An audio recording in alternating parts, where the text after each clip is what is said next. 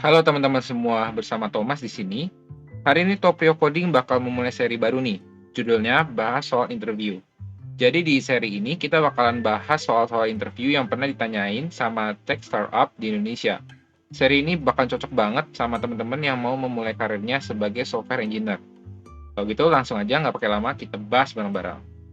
Nah, untuk soal yang pertama ini jadi pernah ditanyain sama salah satu unicorn di Indonesia sebagai soal online testnya. Soalnya tuh kayak gini, jadi kita diberikan sebuah array yang berisikan n buah dadu, lalu dadu ini dipresentasikan dengan angka yang muncul pada setiap dadunya. Nah, maksudnya apa nih? Jadi, misalkan kita diberikan array dice yang isinya itu ada 3 angka. Nah, yaitu 1, 4, 4. Nah, maksudnya kita diberikan 3 buah dadu. Dadu yang pertama itu angkanya 1, dadu yang kedua dan yang ketiga menunjukkan angka 4. Nah, perlu diingat lagi nih, kalau dadu itu kan bentuknya kubus ya. Nah, soal ini juga jelasin peletakan angka pada dadunya. Jadi peletakannya itu angka 1 pasti akan berseberangan dengan angka 6. Angka 2 akan berseberangan dengan angka 5, dan angka 3 berseberangan dengan angka 4. Jadi kalau misalnya kita punya dadu kayak kubus kayak gini ya, kalau dibongkar tuh jaring-jaringnya bakalan kayak gini. Jadi kita bisa lihat angka-angkanya saling berseberangan, itu nggak ada yang bersebelahan. Nah, contohnya misalkan angka 3 dan 4 di sini, warnanya kan awalnya oranye ya. Mereka tuh nggak bersebelahan, karena ada angka-angka yang menghalangi mereka yang warnanya kuning.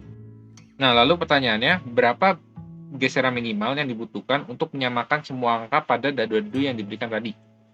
Gitu. Jadi maksudnya gimana? Maksudnya, misalkan kita diberikan dadu yang tadi ya, satu dadu dengan angka 1, dua dadu dengan angka 4. Kita bisa mengubah semua dadu ini menjadi angka 1 atau angka 4. Nah, tapi kita harus membutuhkan 2 geseran untuk mengubah semua dadunya menjadi angka 1. Karena kan yang diubah itu yang tadi ya, yang angka 4 menjadi nomor angka 1. Nah, sedangkan untuk mengubah semua dadunya menjadi angka 4, kita hanya butuh 1 geseran. Maka dari itu kita ambil yang angka 4, karena jumlah geseran minimalnya itu cuma 1 geseran aja. Nah, lalu ada batasannya nih dari soalnya. Batasannya adalah panjang array-nya itu minimal 1, maksimalnya 10 pangkat 5. Lalu value yang dari elemen-elemen di array dice itu hanya 1 sampai 6.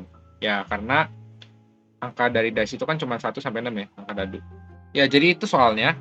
Pause dulu aja video ini kalau misalnya teman-teman mau coba ngerjain dulu nih sebelum kita bahas lebih lanjut.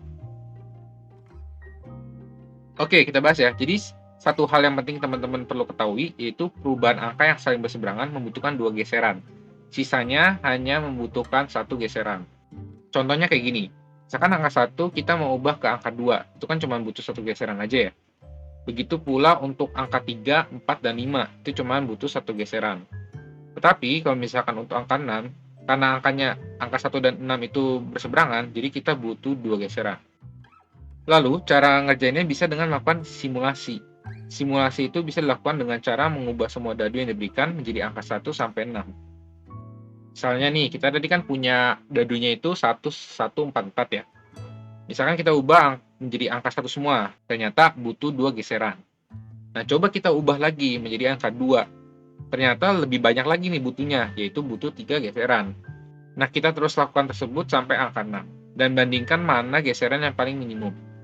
Dalam kasus ini, geseran yang paling minimum adalah 1 geseran dengan menggunakan angka 4. Jadi kita ubah semua dadunya menjadi angka 4.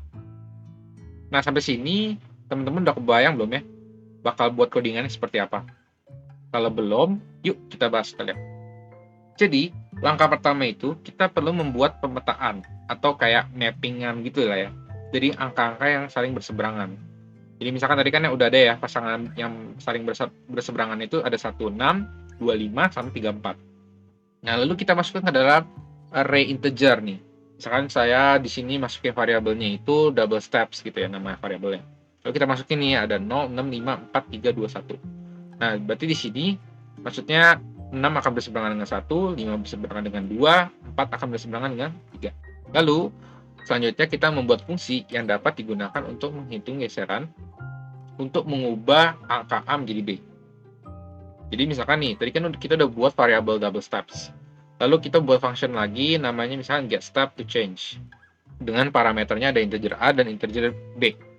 Nah, kita pakai pemisalan tadi ya 1 sama 6 aja ya. Jadi A-nya itu 1, B-nya 6. Di dalam functionnya itu kita menggunakan if. Nah, di sini kalau kita if-nya itu ada 2. Jadi kalau if yang pertama itu adalah kita bandingin nih, apakah integer A dan integer B itu adalah sama angkanya. Kalau misalnya sama, kita kan return-nya 0, karena kan dia berarti nggak berubah ya. If yang kedua adalah kita mengambil angka yang di dalam array tersebut. Jadi kita masukkan double step dengan array 1, berarti kan balikannya itu 6 ya. Nah, 6 kita samakan dengan B. B-nya juga kan itu 6. Berarti kita akan mereturn hasilnya itu 2, yaitu 2 geseran yang dibutuhkan. Berarti kan double steps ya, benar ya? Nah, selain itu baru kita masukkan return-nya itu 1. Selain tadi double step, kita akan menghitungnya itu cuma butuh 1 geseran. Lalu kita coba membuat simulasi untuk mengubah semua angka pada dadu menjadi 1 sampai 6 dengan loop. Jadi tadi kan kita udah buat functionnya ya, tapi kita bakal pakai nih di dalam loopnya.